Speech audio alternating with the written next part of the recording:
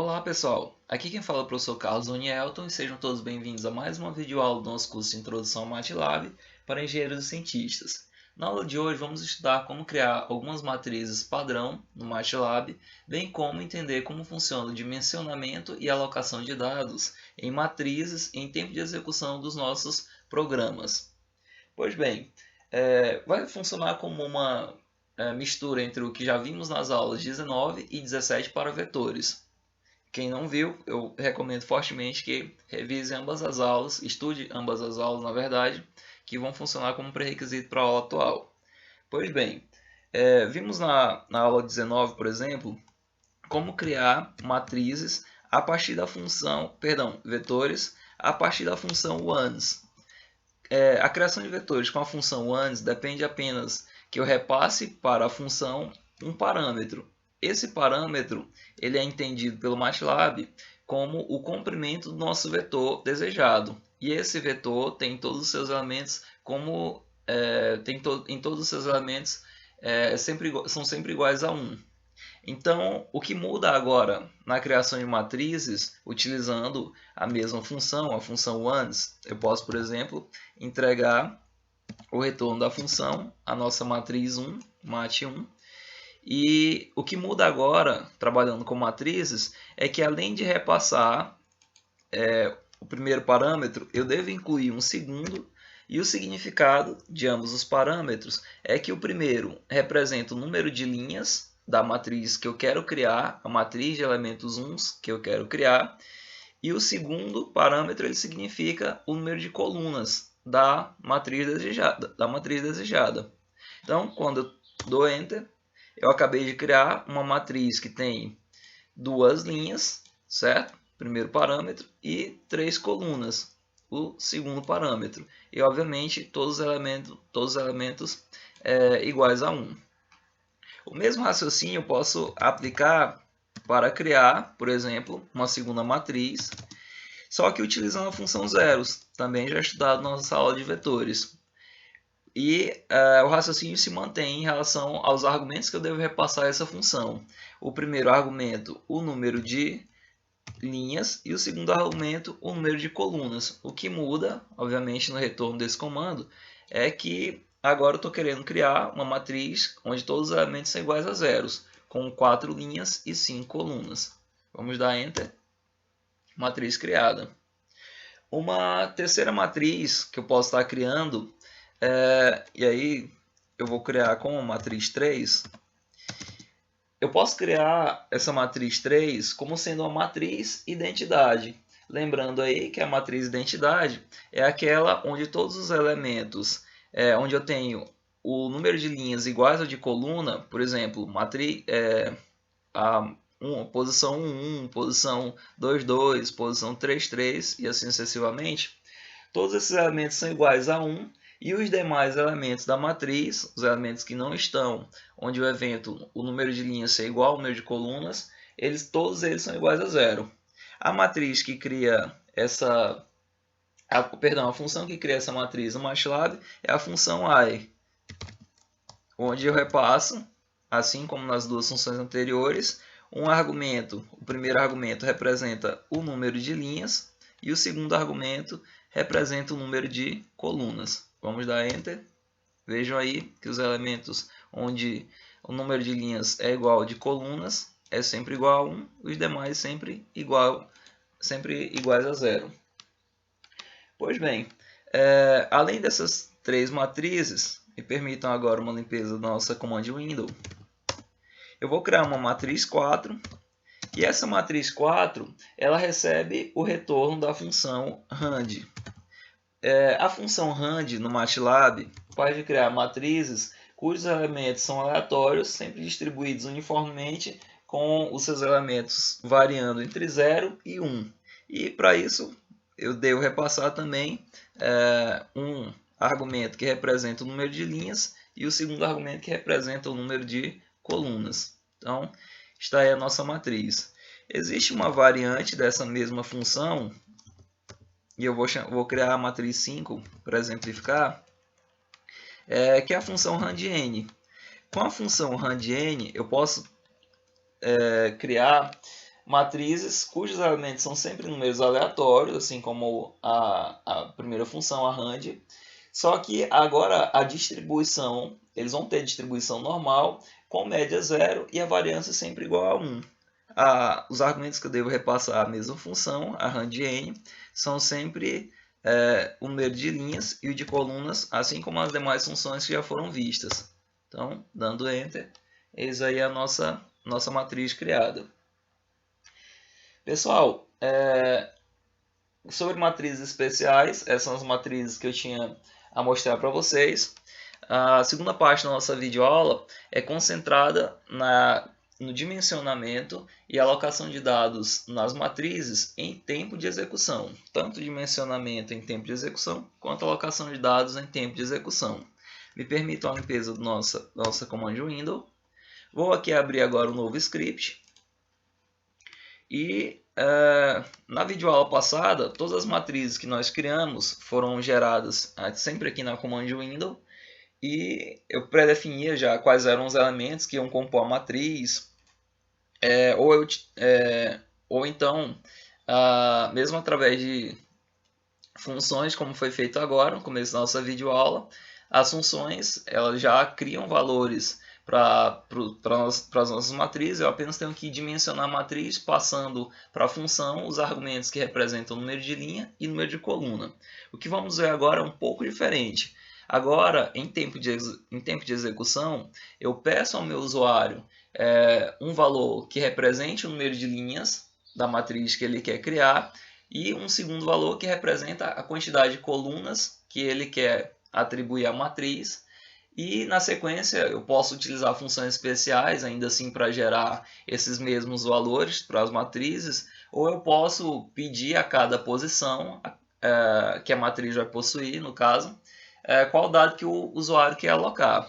Então, para isso, vamos começar com a nossa já clássica limpeza de variáveis, clear all, e também a limpeza da nossa command window, com um bom hábito de programação que deve ser sempre reproduzido. Na sequência, eu vou utilizar a variável lim para receber o retorno da nossa input, e na input eu vou pedir ao meu usuário que ele digite o número de linhas que ele deseja entregar para a matriz que ele quer criar. Digite o número de linhas. Com o mesmo raciocínio, eu vou criar uma variável com o nome call, fazer uma associação à coluna, e com a variável call eu vou pedir que o meu usuário digite o número, vou acentuar aqui, de colunas que ele deseja para a matriz. Vou acrescentar o sinal que faltou aqui em cima. Ok, nas linhas 3 e 4 eu já estou entregando um valor que vai representar o número de linhas. Na linha 4 eu já tenho aqui o número de colunas que eu solicitei ao usuário. O usuário vai digitar, tem os dados guardados em ambas as variáveis. Na sequência, eu posso me aproveitar de já ter ambos os parâmetros e criar a minha matriz através de uma função especial. Então, posso criar aqui, por exemplo, a nossa matriz através de uma das funções que a gente já viu e criar uma matriz padrão. Por exemplo, posso criar aqui uma matriz de zeros, aproveitando o número de linhas como argumento e o número de colunas também como argumento. Então, vou executar esse script para vocês verem aqui o retorno na command window. Vou executar. Vou salvar aqui como aula matriz, como é a primeira. Vou colocar como 01. Aula matriz 01. Vamos executar. Vejam aqui que os nossos dois primeiros comandos já foram executados. Eu já estou na minha command window na linha 3. Já estou pedindo para o usuário digitar o número de linhas. Vou passar 3 linhas. Na sequência, eu estou pedindo o número de colunas. Ele já executou. Vou passar duas colunas. Então, vejam aí o retorno da nossa matriz. Nossa matriz de zeros, nesse caso. Mas, além de utilizar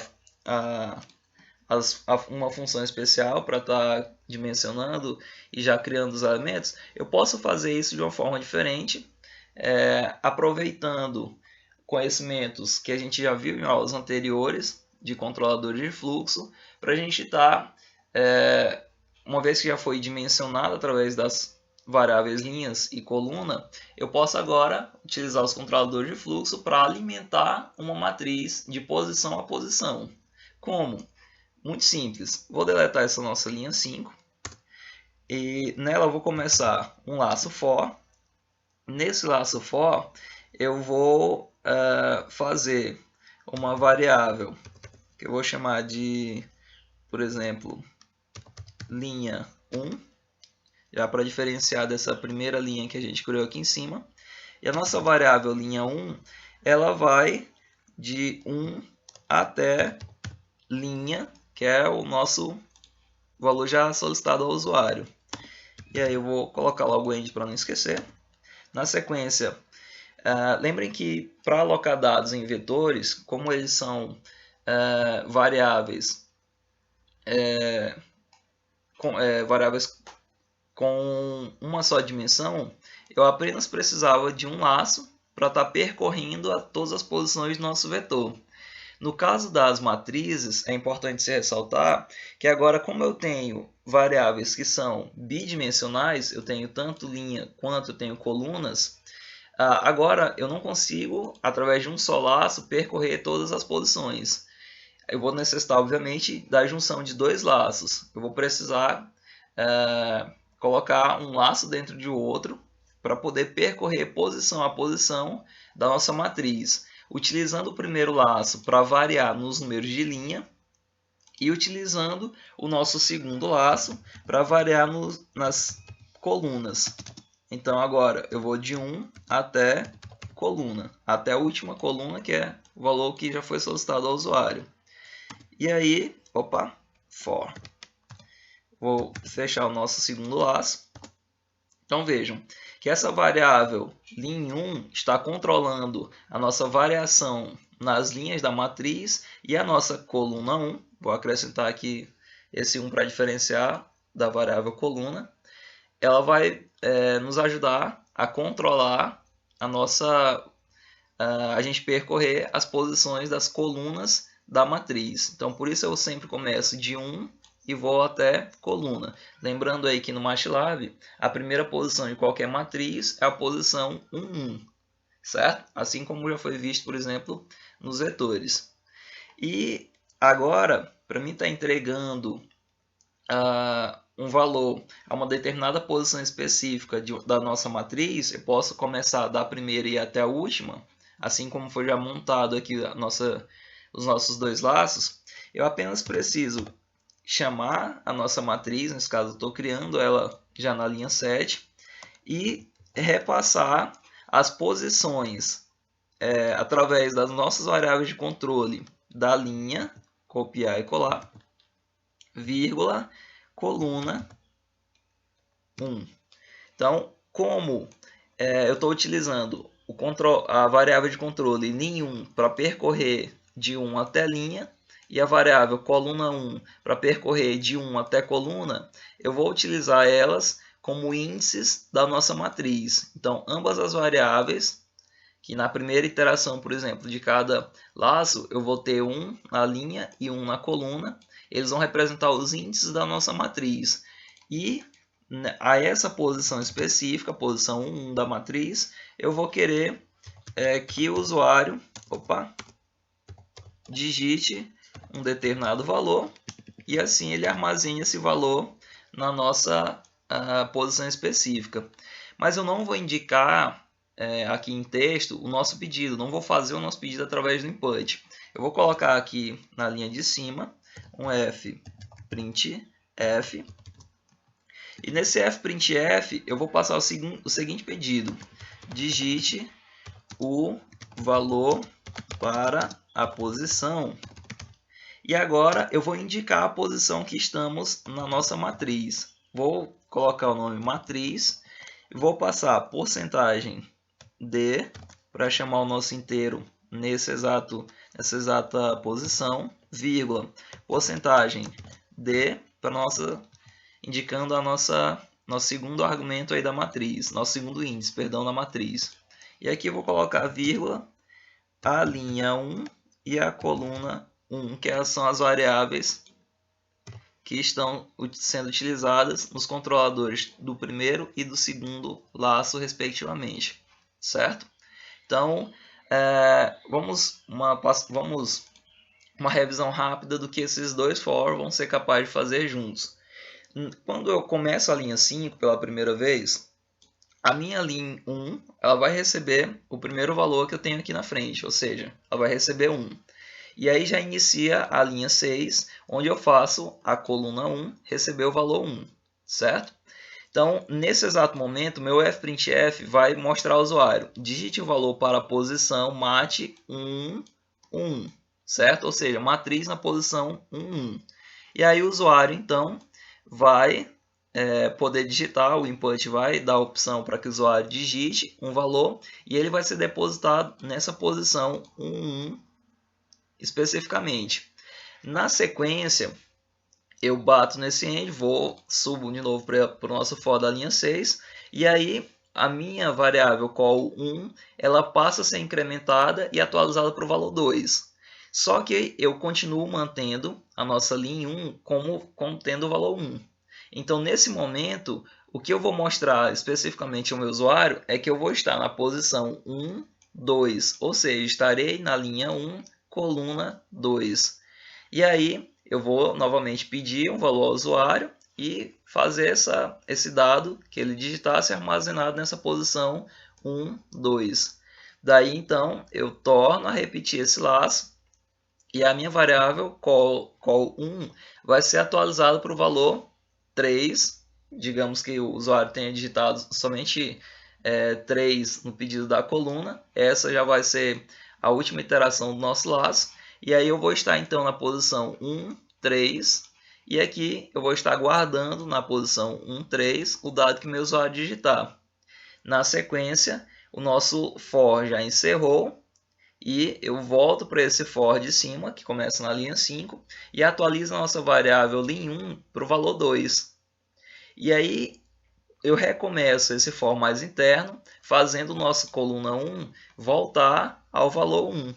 Então eu vou estar nesse momento na posição 2, 1, e assim eu vou reproduzir todo o nosso laço interno, sempre mantendo a linha 2 e atualizando apenas o número de colunas, até que ele encerre e eu volte aqui para cima, atualize de novo a variável lim1 para 3, por exemplo, e caso o usuário tenha digitado 3 linhas, já vai ser a nossa última iteração. Eu recomeço com call1 recebendo 1, e aí eu vou manter aqui a linha 3 e vou variar nas colunas novamente de 1 a 3. Ou seja, a leitura da nossa matriz vai estar sempre da esquerda para a direita e de cima para baixo. Eu vou executar aqui o código e mostrar a vocês como ele vai funcionar. Eu vou colocar um ponto e vírgula no pedido da linha, um ponto e vírgula no pedido da coluna, e não vou colocar ponto e vírgula vou colocar aqui, não vou colocar nenhum ponto e vírgula aqui na linha 8, para a gente ir acompanhando como a matriz vai sendo montada. Vou fazer uma limpeza da command window, vou executar.